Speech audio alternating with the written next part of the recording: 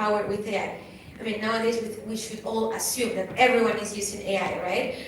Hopefully responsibly and ethically. But so going back to that topic, I don't think Deloitte does not have a policy. I'm sure it's a big four. They must have a policy on how they're using AI or not.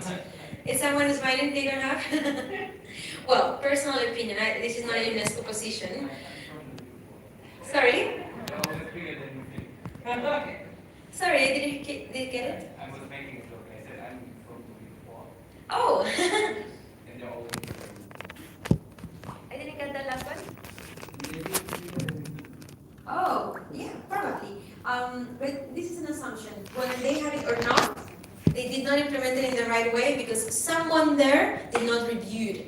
And they sent us a report to a government that was including false information. So, responsible AI is trying to refer to how institutions are implementing and governing AI. Trustworthy AI, when the focus is on confidence and that citizens and stakeholders would put in this AI system. However, UNESCO do not use any of these terms. When you refer and read the recommendation, you will find that there is no reference to this one, because when we say ethical, responsible, trustworthy AI, it means that we are giving or we're suggesting that the technology itself is ethical. When in reality, ethics applies to humans, to our organizations. So our organization, our government is using this AI technology in an ethical, responsible way, in a trustworthy way, but not really transferring this to the technology itself. So what happened after the recommendation? Thank you, Hugh. Can we just go all along? Yeah, the role of regulation at that moment. Oh, just one. Thank you. Indeed, in 2021, I would say not any country had a regulation specific on artificial intelligence. However, most of us has regulation on copyright, and that's what we see in the next slide. But consumer protection, some data protection, or others that could really be applied to artificial intelligence, even though it does not mention it. Because it's quite similar to using, when we were discussing, is this law applicable to what we do in the digital world? And in fact, yes. Also, what the human rights, when we have a declaration that was approved years ago, it applies, it was described and negotiated thinking, the analytical and physical work, but now we have digital actions as well, and it is exactly the same. It should apply. The right regulations can further innovation. Here, with this slide, what UNESCO wants to demystify is this false dichotomy between innovation and regulation, considering that indeed, if we work on evidence-based, context-nuanced regulation, we could provide more clarity and even more juridical information for all companies to be prepared of what this country is asking me to do before I launch a system in their country. However, one interesting and important fact that we should consider is that without trust, there is no sustainable adoption. So once again, we go to this principle on multi-stakeholder and adaptive governance that we should be having. What are these domestic regulations that I was mentioning or referring that, yeah, there are laws that apply. Those are the right to non-discrimination and equality, civil rights, when there is consumer protection and we have unfair and deceptive practices. There are also some regulations on product safety for medical devices, toys, cars, that could be updated, that I agree, but at some point there are minimum laws that could be applied, or sectoral regulations. However, we do have legal legs. Yes, please, legal gaps. Let's go, thank you. We have legal gaps. And in the case of civil liability, we don't have yet a definition and in some countries it is defined on judicial precedents. We don't have these cases on defining who is responsible for harm caused by. We have the big question on who's the author when this work was generated by AI. Because, and if we think of, let's say, music, we're discussing, and who has heard about Suno, this app that helps you create music in seconds and with natural language. You just put and you ask, and in fact, that was one of the examples that one of the policymakers shared with me in how they are using it in their personal life. They said they created this song for the 50 years wedding anniversary of their fathers-in-law. And in fact, who's the author, if you think?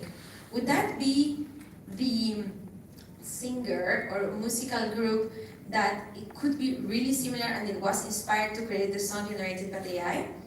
Is it the technology company that created that algorithm that enables you to create that song? Is it yourself that created an amazing and very well-crafted prompt to have the song? Like at this time, that in intellectual property is at stake, and we should be working that proactively, because as artificial intelligence is evolving, we are having more and more content generated by artificial intelligence. Even also, I don't know if you guys are keen on videos and films, but we will see that creation of films now is super fast, and videos.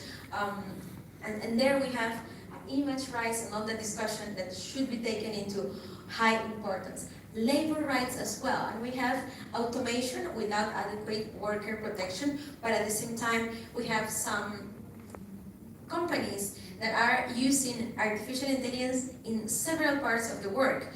I'm not sure exactly which apps we have here in East Africa, but I will be using general examples. Ride sharing, right? Most of the people that are working through ride sharing apps get their jobs or tasks through an algorithm, and that will tell them how many tasks they will take. If they are online early, maybe they have more motivation, or they tell them that if you are working within these times, you may receive more calls or even bonus, etc. But it could be also the fact that because of some rules of the algorithm, they can get their accounts cancelled. And this means this person is not allowed to work. And that happens in Uber, for instance. That's why some drivers are feared that we use the report button, because it could cancel their account, which represents they receive no wage that day or those several days, which is also very important, and it's impacting their lives. Right? So in terms of labor rights, we have a legal gap. Algorithm surveillance that goes similar, because there are organizations that are already using algorithms to monitor employees, and we do not have clear limits in that sense. Also algorithm management, because in that same labor spectrum we see companies using AI for human resources. So it can be part of the interview process, it can be part of evaluation, and in some cases they are dismissing candidates or people that they didn't even know they were part of this. Autonomous weapons, at the moment we do not have any international treaty to regulate them. Political manipulation, we know, and this is something that we discussed in Module 2 on ethical challenges and considerations. There is a huge impact on artificial intelligence at the moment on electoral processes. There are deepfakes, disinformation, how to handle these. In some countries, this has been tackled through guidelines, but if you remember that slide, that's always in the non-binding part of the spectrum of the framework's approach. And AI in criminal justice, crime prediction, recidivism, risk scoring. There are already judges using AI. In fact, UNESCO has a very, very excellent report on how the judiciary is using artificial intelligence, so you may want to take a look at that. However, we do not have a legal standard or minimum that requires these judicial systems to understand how they will use it in the best interest of the people. These 9 examples are only examples. There are more legal gaps that we should be considering, but for today I wanted to show you now a glimpse of what we should be discussing now. Thank you, Hugh. What is the AI governance standard? What happened after the UNESCO recommendation? And in fact, we do have some actions before. And it started in 2016 when Japan introduced AI ethics principles to the OECD. And then in 2015, these OECD principles were adopted.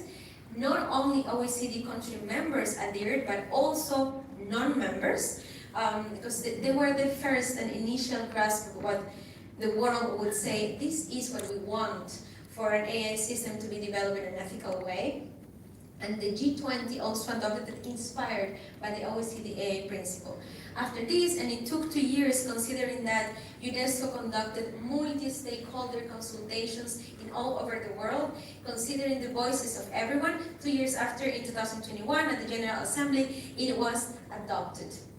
In 2023, the Hiroshima AI framework adopted by the G7, and this is very interesting because they also have a Hiroshima AI process that is requesting companies to provide information under this questionnaire and disclose information about their systems. A very, very interesting and impactful process as well. In 2024, we got the boom of the frameworks on AI, and in fact, that was the African Union Continental Strategy adopted. We also had the publication of the ASEAN Guide on AI Governance and Ethics, the UN Global Digital Compact, and the Council of Europe Treaty that I mentioned before. While all that was happening, the UNESCO recommendation on the ethics of AI was also being assessed, and that is through the deployment of the readiness assessment methodology conducted across more than 75 countries in the world. Thank you, Hugh.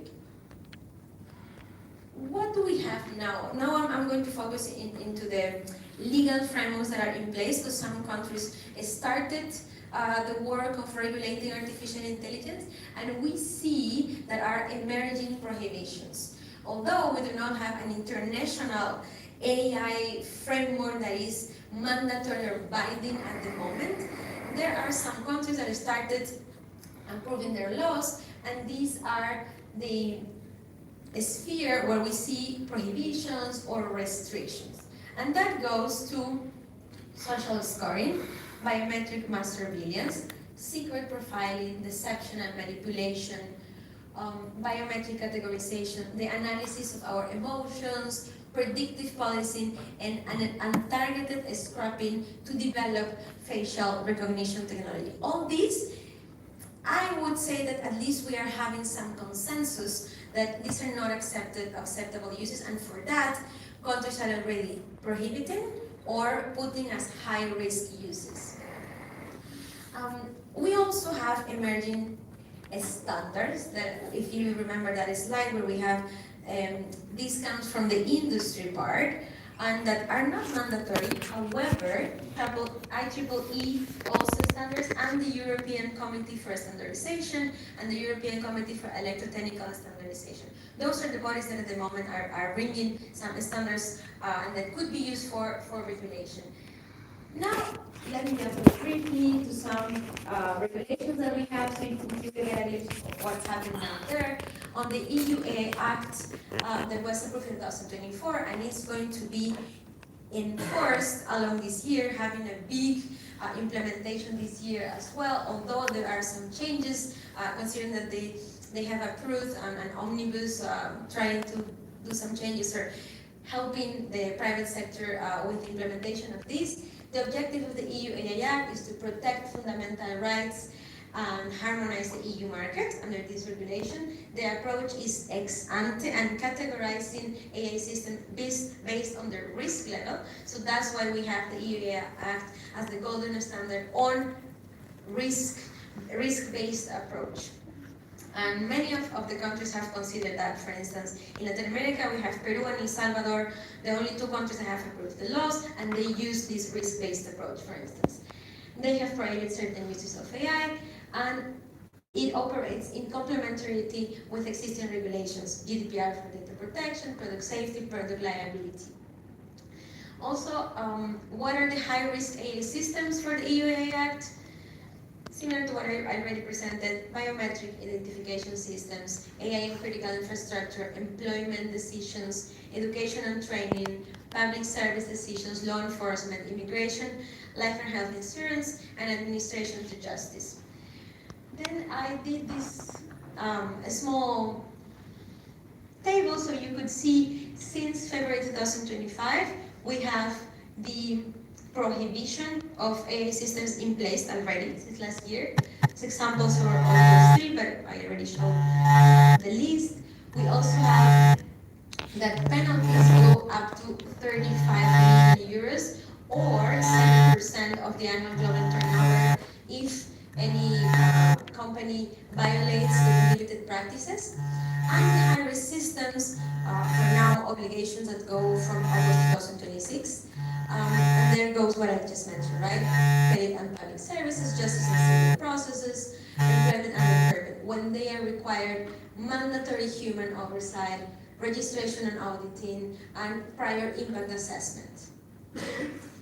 We also have, as we know, the United States does not have a national law. However, they operate at the federal level, so some states have the right to implement their laws, and Colorado and California are the ones that I would say are taking the lead into creating regulation for artificial intelligence. In the case of Colorado, they are regulating high-risk AI systems to prevent algorithmic discrimination, and it is governed through risk assessments, annual impact assessments, and the transparency requires disclosure of bias testing, summary of training data types, and the disclose of AI use. When you're using AI, you need to inform it. In the case of California, it goes more into the use of generative AI, and they have approved several legislation to regulate non-consensual deepfake pornography or materially deceptive content in elections. The way it's governed through mandatory impact assessments, and in the transparency area, they are asking training, data transparency, AI detection tools, and content watermarking. So it's also a way to disclose when something is created by artificial intelligence.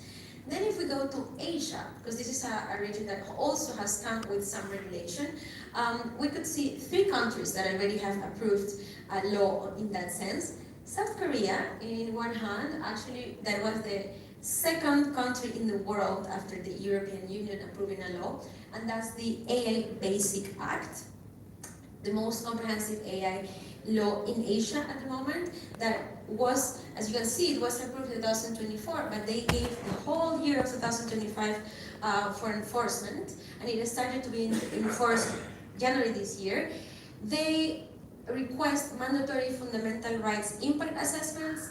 They are also considering a mandatory labeling for generative AI. When the content is generated by AI, it must be disclosed. And for foreign companies, they must appoint a local agent for compliance. AI content must reflect core socialist values. That's enforced since 2023. They require, before the launch of a generative model, that there is a security assessment in place, and when deepfakes and synthetic content are created, once again, mandatory labeling, and these rules were expanded in 2025. Japan was the one that came with another regulation. They have a different approach. It is called the AI Promotion Act. In fact, even from the name, you could already feel that they have a different way or considering how AI is going to be regulated, and that is most into the promote area. In fact, they have mentioned that the goal of having this rule in place is to become the world's most AI-friendly country. So what do? In fact, the law is there, is a new law, but they refer to existing laws and civil legislation without introducing new restrictions. There are obligations, and that is to report to the government when foundation models of high impact are in place. Japan, and this is also what I was referring to the beginning of context and values, they work in collaboration with the private sector. They have created this space where they can work with the private sector closely when they are developing these foundation models, and even create these spaces for testing. Apart from the legal spectrum, there is also a network of AI safety institutes that should be, in our radar. Because these AI safety institutes at the moment are playing an interesting role. And in fact, Kenya is one of the countries that has an AI safety institute, and is part of the network where we have Australia, Canada, the European Commission, Japan, France, the Republic of Korea, Singapore, United Kingdom, and the United States. What they do, these AI safety institutes, should please the next one. What they are doing at the moment is research. So the governments are relying heavily on the research.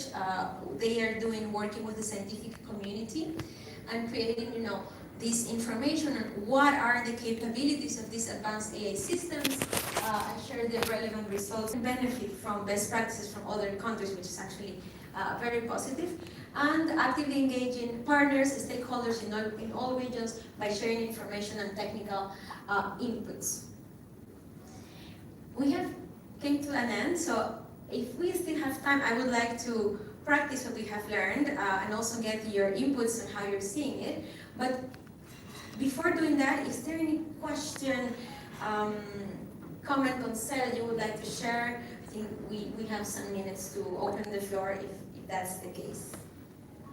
Yes, let me give you the mic.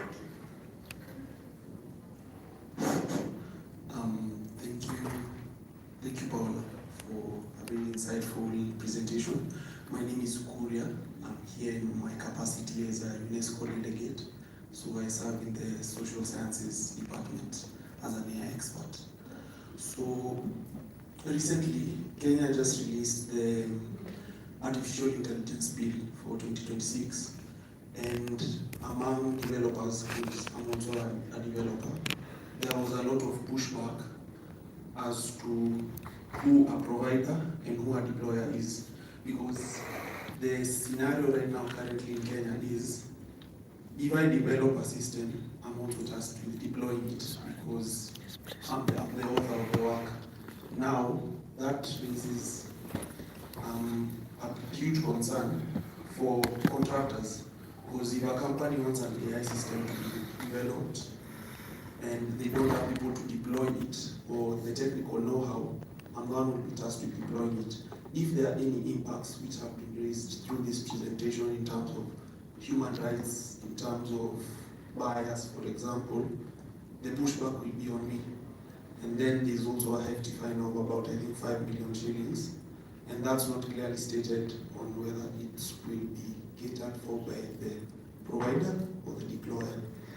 What is UNESCO looking towards doing regarding this, maybe in terms of upskilling developers or even the youth, in terms of AI readiness? Thank you.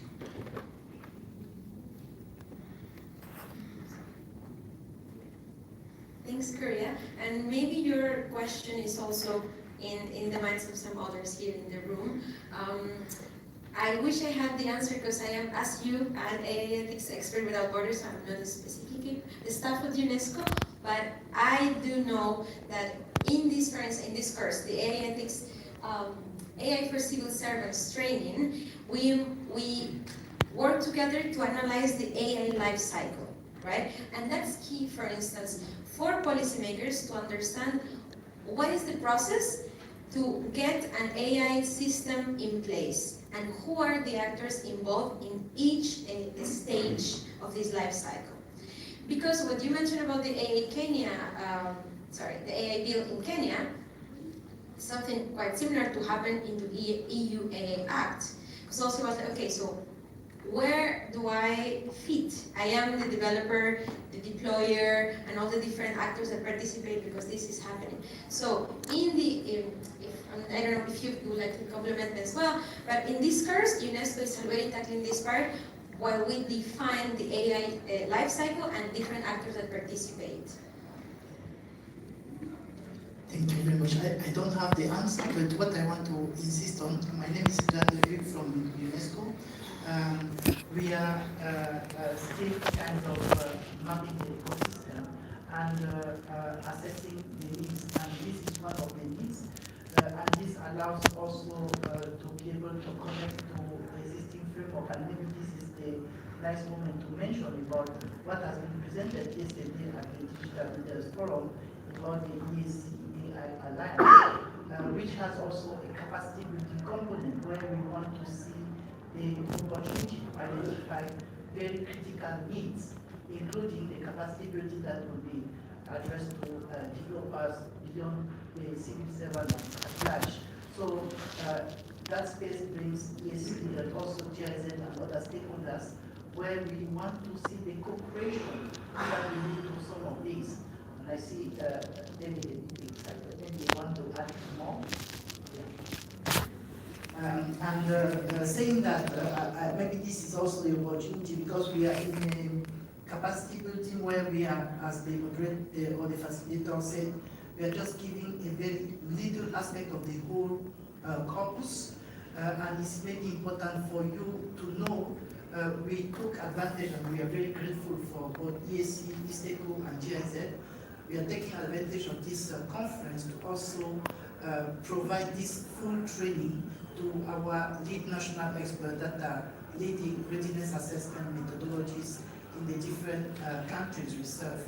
And just at the back, just not to push them under the bus, but just to acknowledge that they are there and they are taking this training that will now be closer to our member state.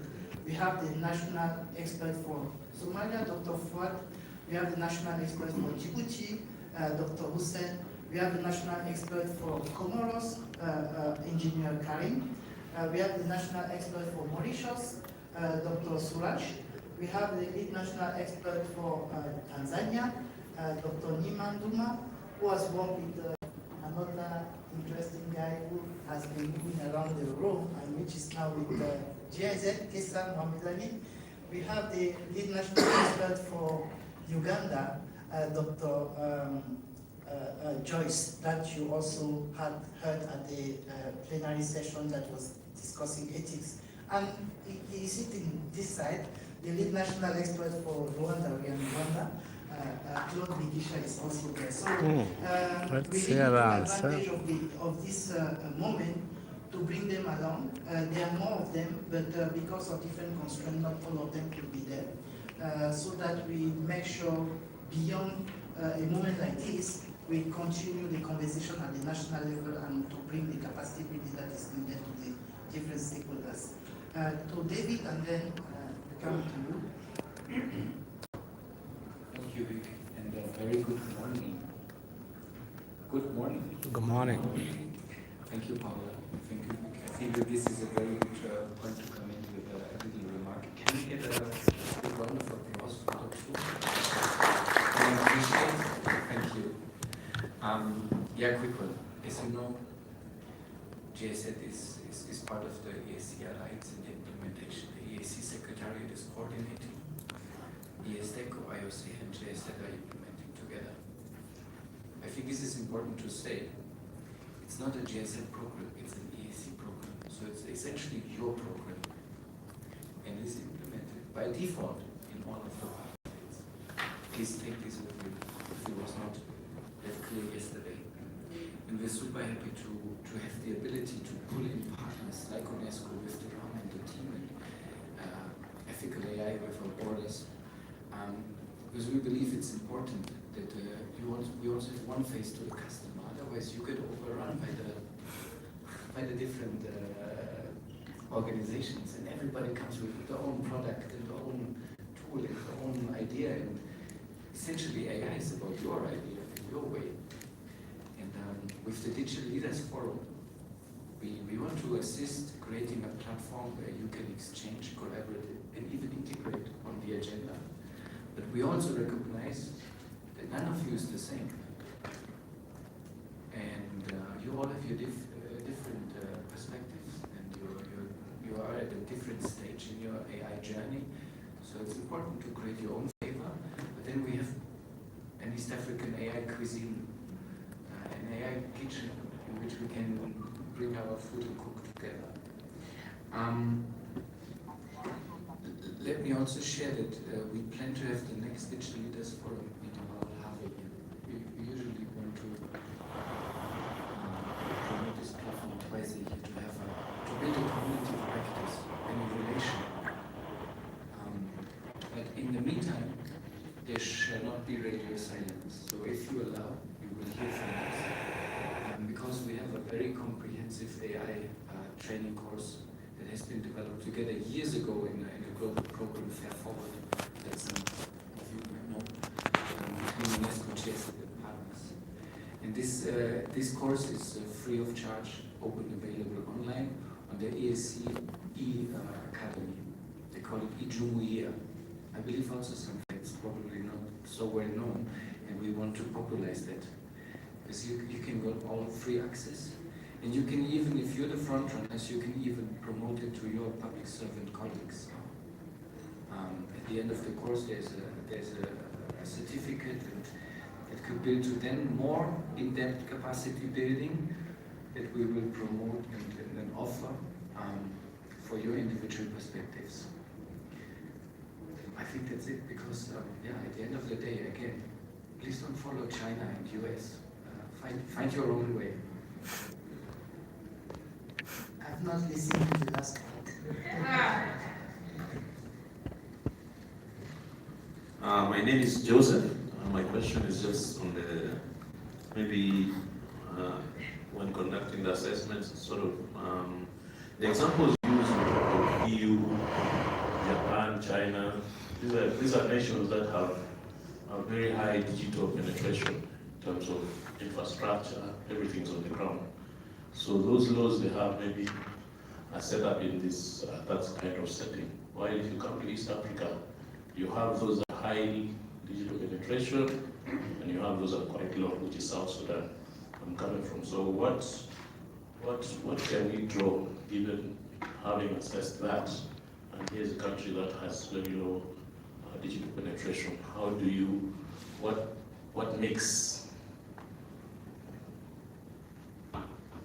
Thank you for this good question, and I believe this is what has been also at the center of this conference.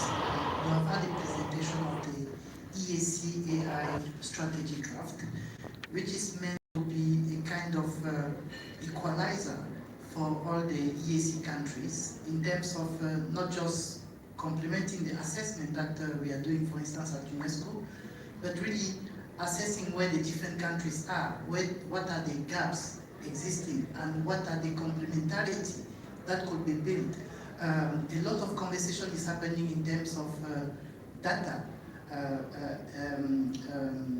The data centers, or the mechanism to mutualize different resources to make sure at ESC level, all ESC member states can benefit, including when you say South Sudan is still very much at the inception of the conversation compared to the like of Kenya or Rwanda, but that should not be a diminishing factor.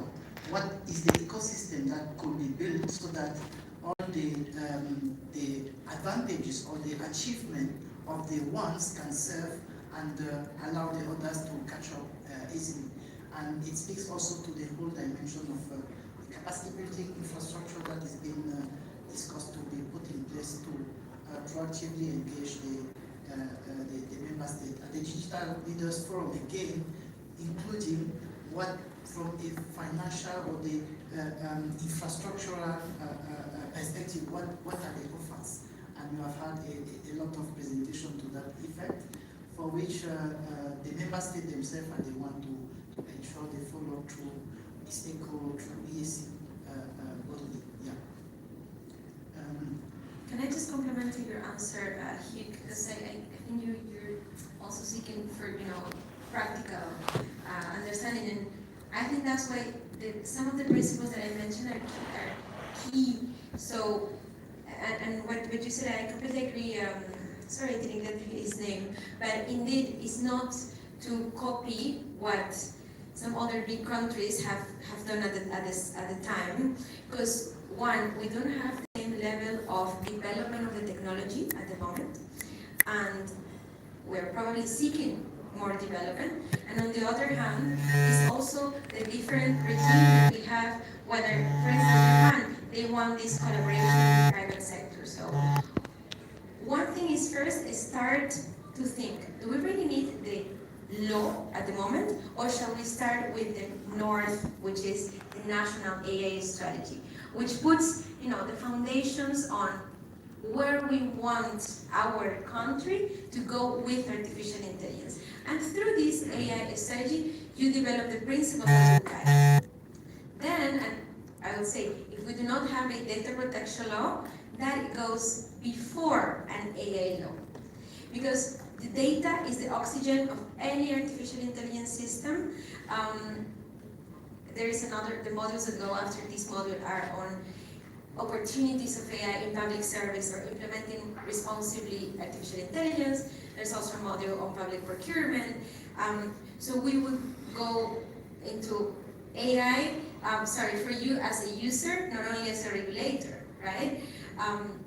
So we start with the different blocks to get your the rules for your country and how AI is doing.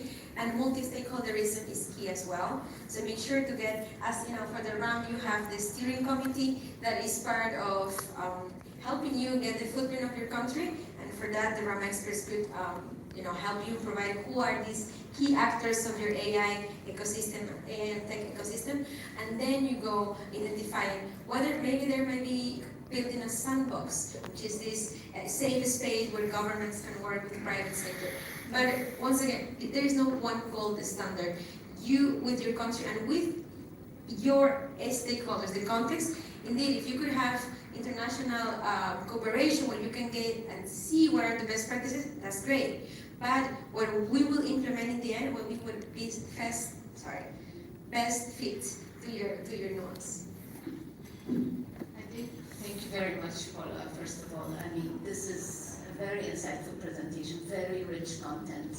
We'll be taking pictures and notes, so we'll keep referring to it. My name is Mahlet from the African Union Commission. So my question sort of got answered with your intervention just now, but I still want to pose it in another way. You did say that national policies and strategies might need to come first before the actual legally binding laws.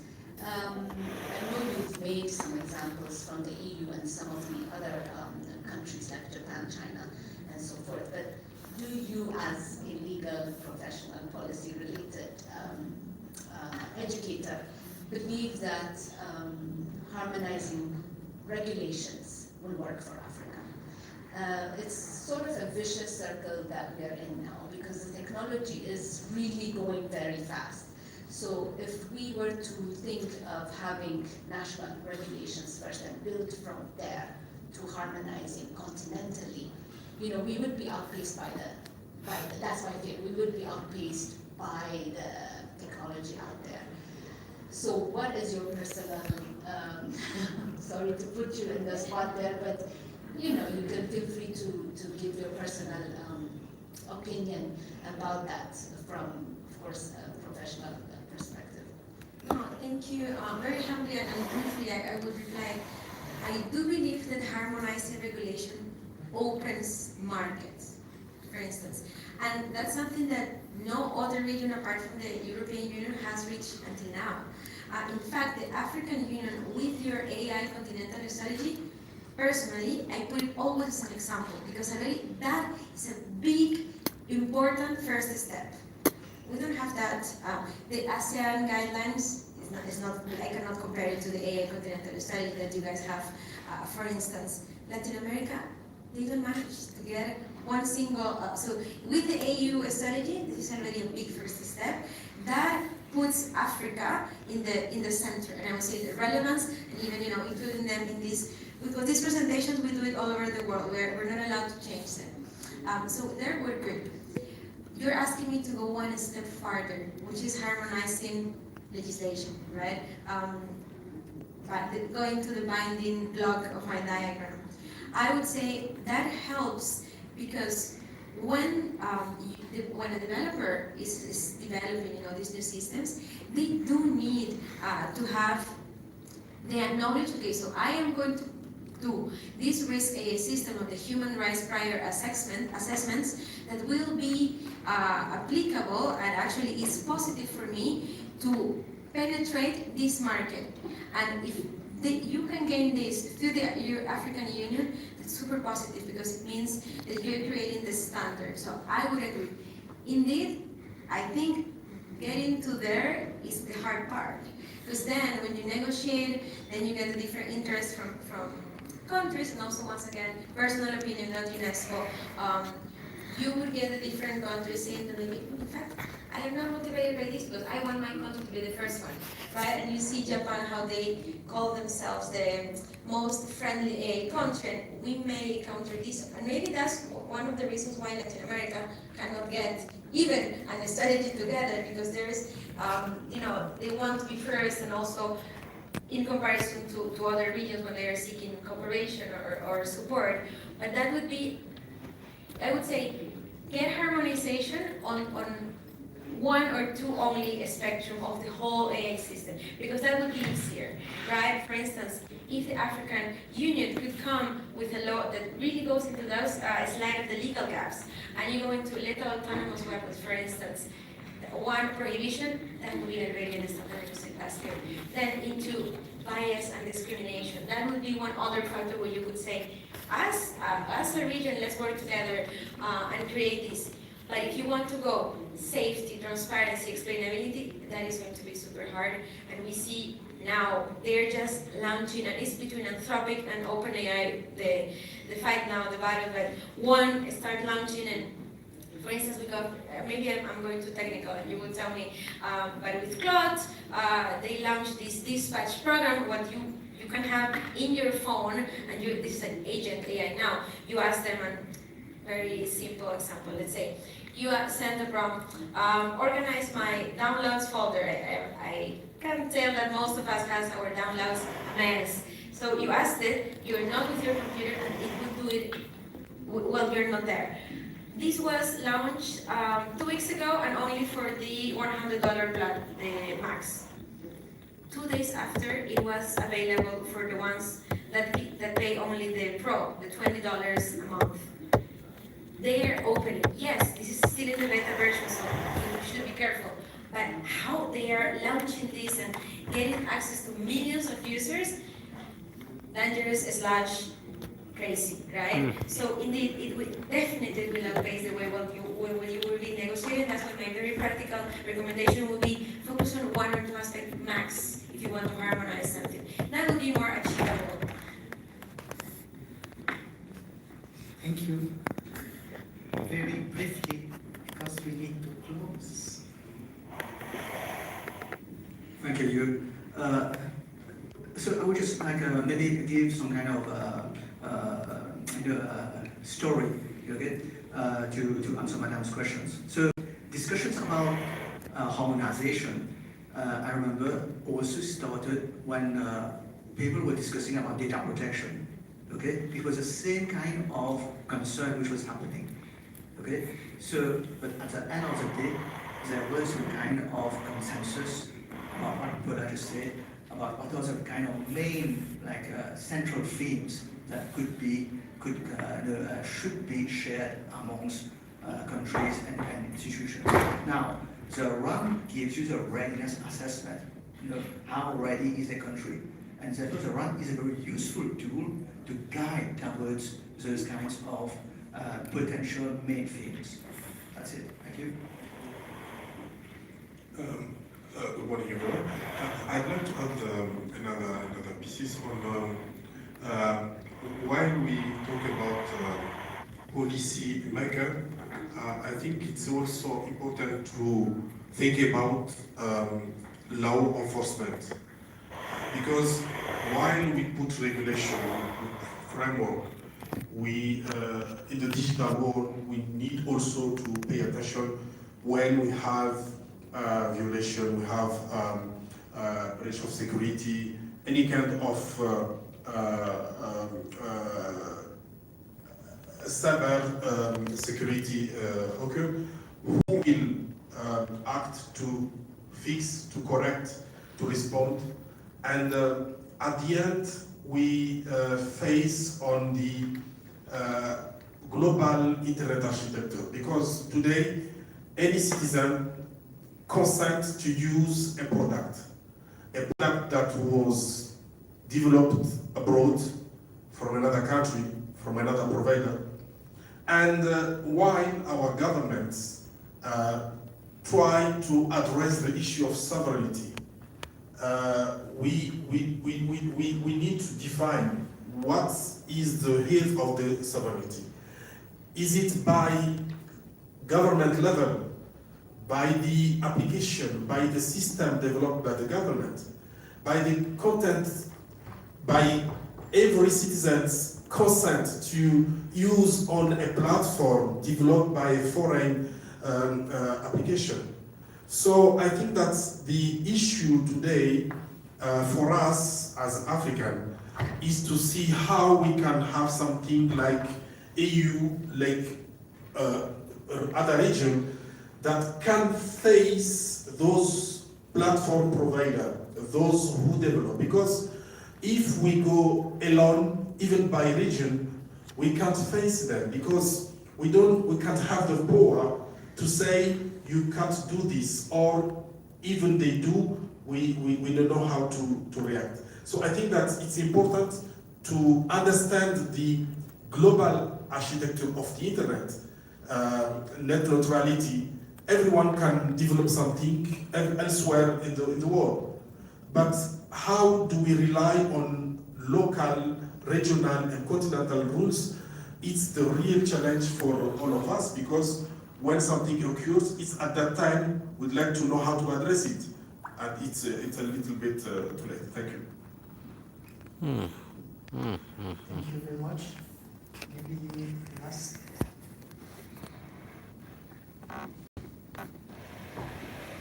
Mine is Bikon. Thank you for such a wonderful presentation. I heard you talking about the life cycle of AI. I wonder whether there is a slide on this, because I came in illiterate. Number two is just a request. Can you have this wonderful presentation shared before we leave this room? Because my experience is if we leave, it will be history. To your question on the AI life cycle, that is part of module 1 of the course, AI that UNESCO developed training for civil servants. So today I did not share it. As I mentioned, this is a very short sneak peek of this course that UNESCO has prepared for civil servants. So hopefully, and you could coordinate with UNESCO representatives to have this course for the civil servants in your country. That's what we're doing at the global level now. And to the slides, I'm happy to share them, but I mean, I think UNESCO should have your emails and could share. Yeah, there's a spreadsheet circulating to capture your email address so that we are able to, it was mentioned, this is just a very small component of the whole course, and we are working with our lead national expert to see how to cast it in a more comprehensive way. So yeah, thank you. I think then we can consider this session closed. First of all, thanking you all for your attention, for your questions, curiosity, and I don't think I am giving you all the answers today. I am happy if you leave this room with more questions, maybe because this means that this has provided you with some input so you can think now, and in my context, how we're going to start working with this, and with this curiosity, hopefully follow up with UNESCO so you can get these cars developed in your country or within the African Union, etc. Thank you so much, and round of applause for you. And I will request more applause for her. Thank you very much. Please do not leave the room without putting your name on that spreadsheet so that we